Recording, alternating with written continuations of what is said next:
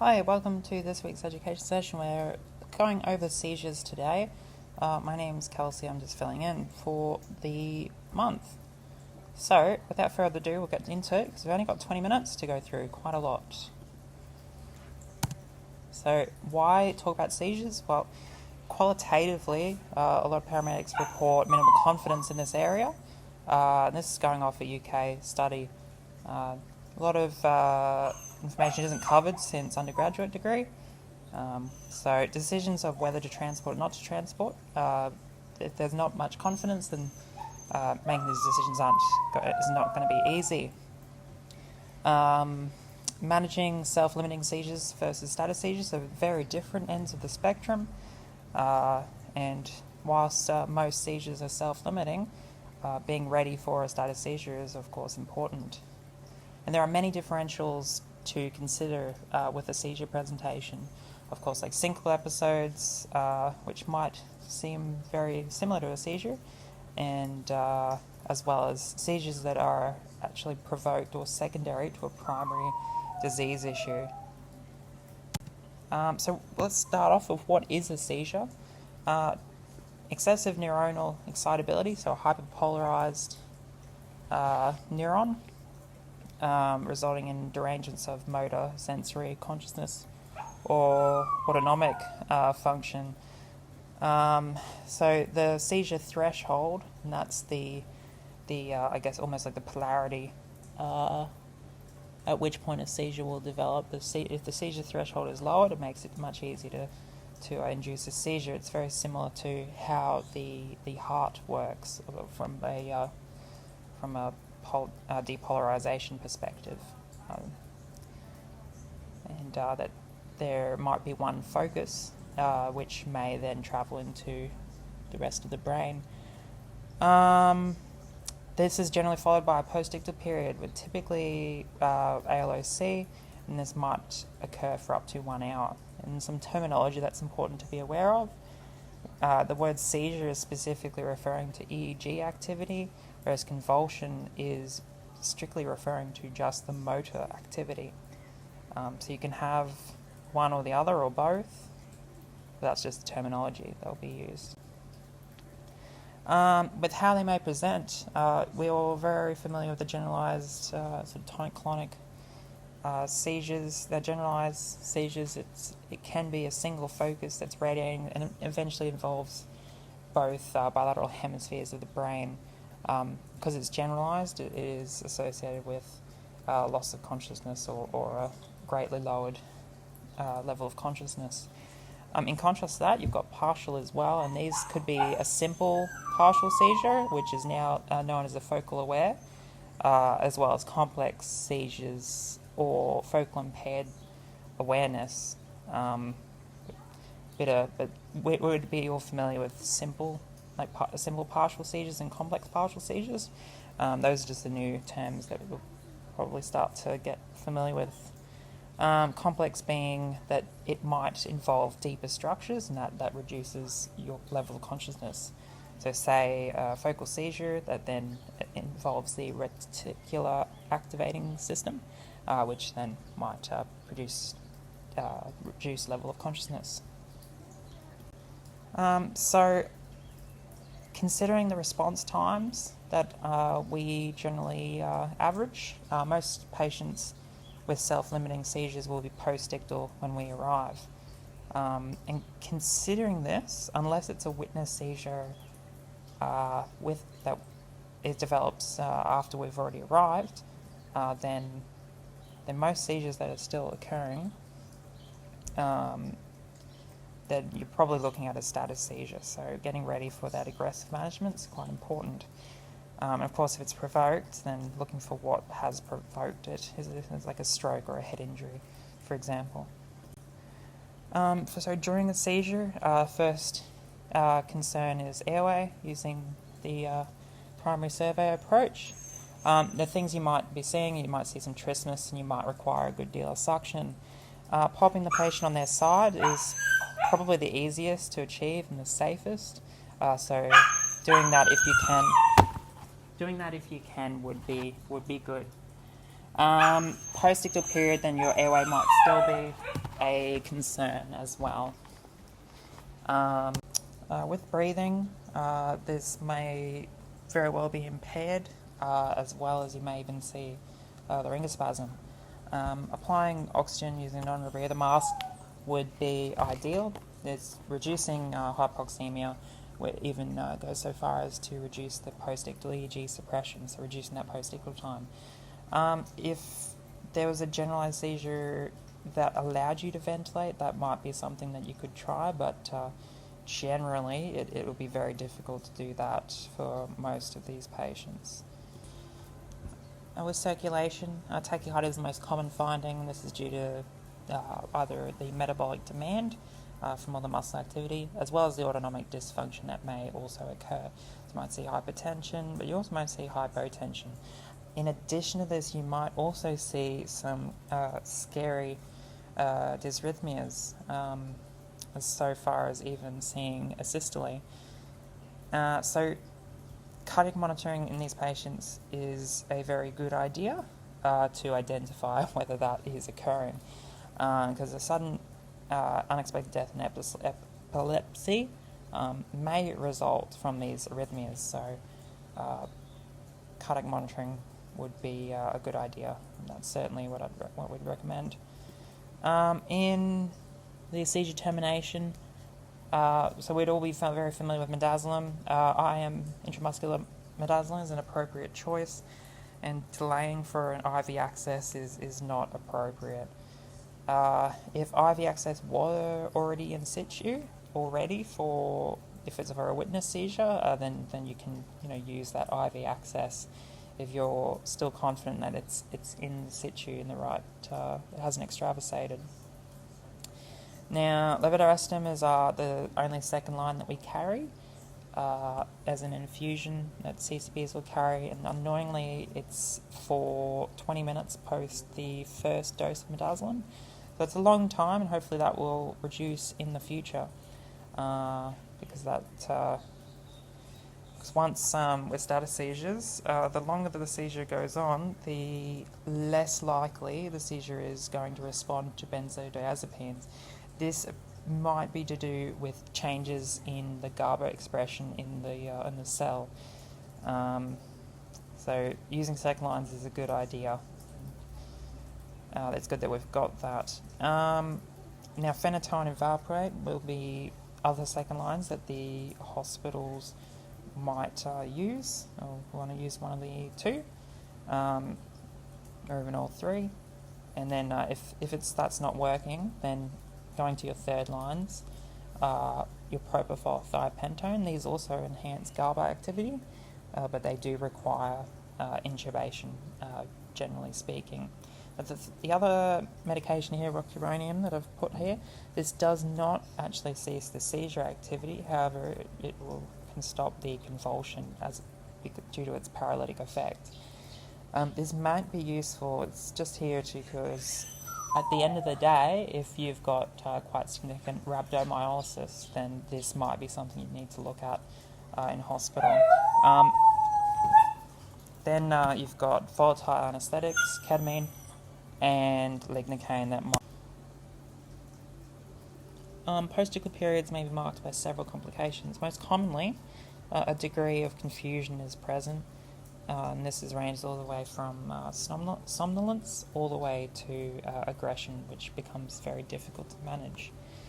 Non-convulsant status epilepticus is one to watch out for.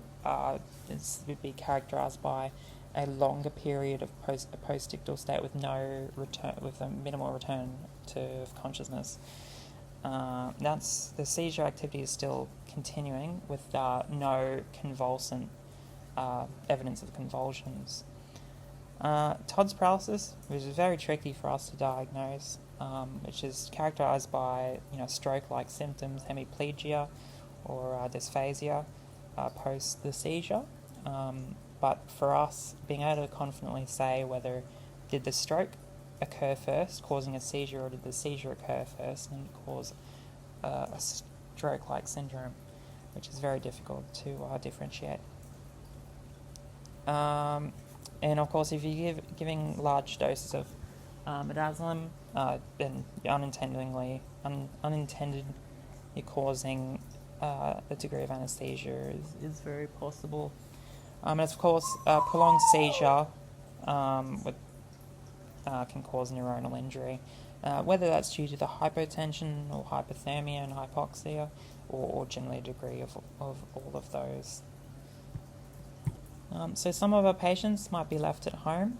Generally, this is not our preferred option from a clinician's point of view, but for example, the pediatric who has multiple seizures a day, the parents might opt to keep them at home, and we might be inclined to agree with that decision mostly. But again, that's not something that we routinely do at the moment. The vast majority of our patients go to ED, and that may result in admission. And of course, more severe seizures or refractory status seizures, then they might require ICU admission, especially if those third-line agents are used, and prolonged intubation is required. And then rehabilitation is also a potential outcome for those severe comorbidity patients, or patients who sustain severe neuronal injuries during that seizure. You can think of seizures etiologies as one of two.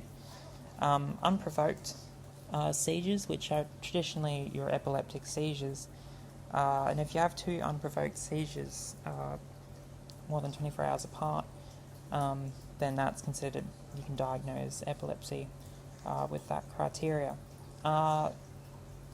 Epilepsy triggers of seizures in epilepsy are considered triggers that would not normally induce a seizure in most of the population. So lack of sleep or stress, or a simple illness like cough, cold, runny nose, that sort of thing. Whereas a provoked seizure, or secondary seizure, something like hyponatremia, where there are sudden shifts in your osmolarity of your serum, or brain lesions, and then toxicological seizures. If this is a patient's first seizure episode, then there's a lot of differentials that need to be explored and ruled out, and this also changes with age. So lesions or stroke that might be in an older patient, that might be something you want to rule out rather quickly. But you've also got other causes, like infective causes such as encephalitis, meningitis, and the prescribing of anticonvulsants in ED is a contentious topic which we'll not get into. With epilepsy, as I said, it's a recurrent unprovoked seizures that might be triggered by things that would not normally trigger a seizure in the general population, such as stress. It's also important to note, though, in an epileptic patient, seizures may also be provoked, which makes it tricky, because not only will they have unprovoked seizures, but the seizure, especially if it's different, it might indicate that there is a new lesion or other cause. Of course, there's also the major impacts on quality of life that epilepsy has, with the driving restrictions. So there's quite a large impact on quality of life.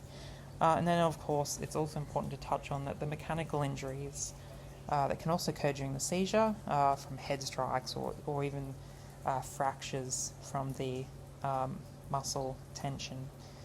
And rhabdomyolysis is also concerning in prolonged seizures of large muscle group breakdown.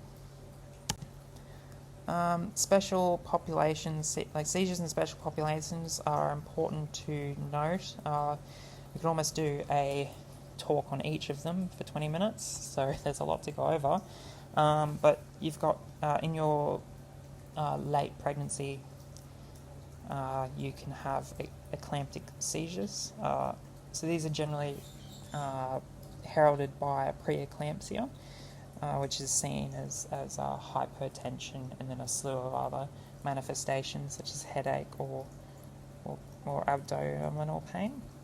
But the treatment is magnesium. This works quite well, potentially due to its vasodilatory effect, and then delivering the child, if that's possible, is generally the management.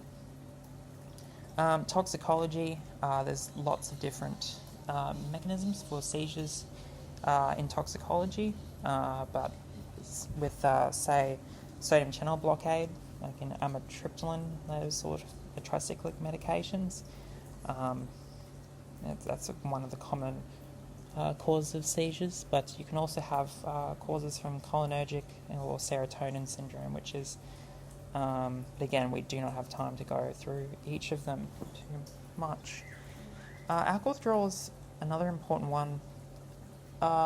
We see this quite a lot, at least up here in Cairns.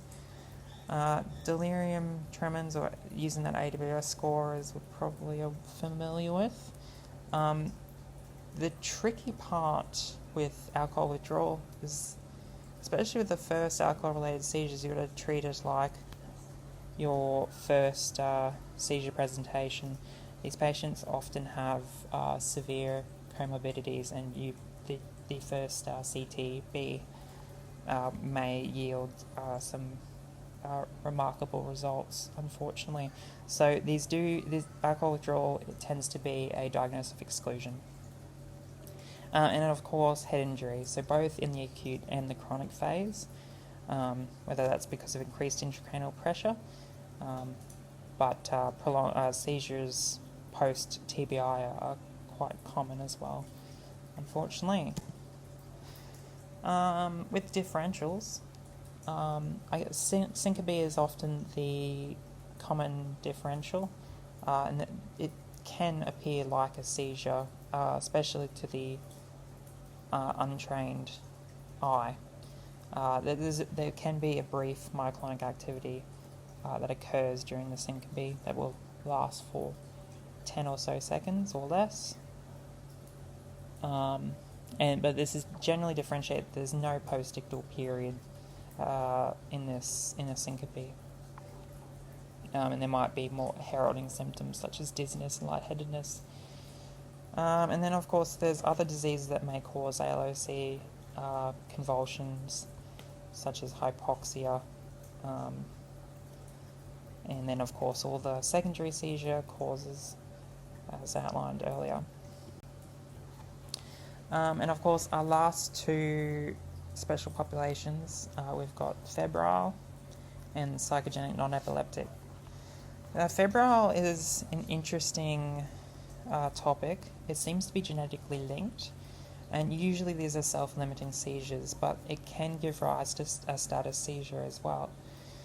Age of onset, it's argued a little bit in the literature, but usually about 6 months onwards is thought to be the age of onset, and this should resolve by the age of 6.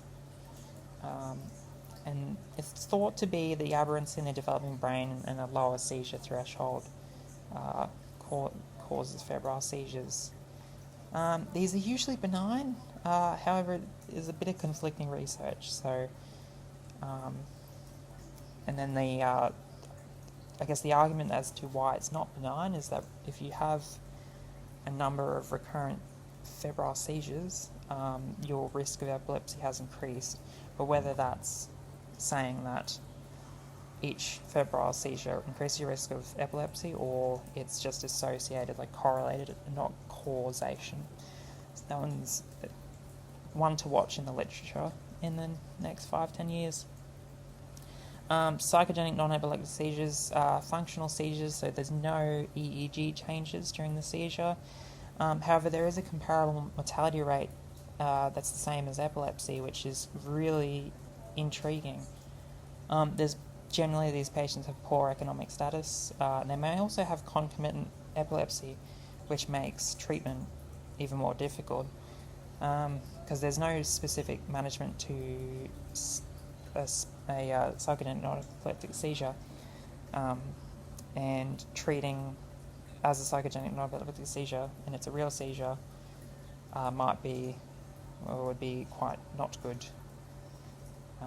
But regardless, even accounting for suicide, the mortality rate is similar to epilepsy on the population study, so that's quite intriguing. And something that, again, we could do a whole 20-minute talk about it. In the future, what might change in the future? Now, hopefully, earlier use of our second line, so levetiracetam, would be amazing. And also administration by ACP2s would be good. So those are all things that we can achieve, hopefully, in the future.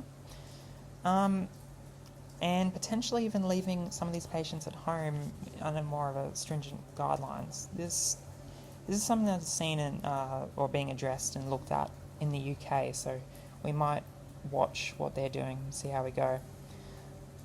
But watch this space. And then finally RSI, but less likely to be implemented.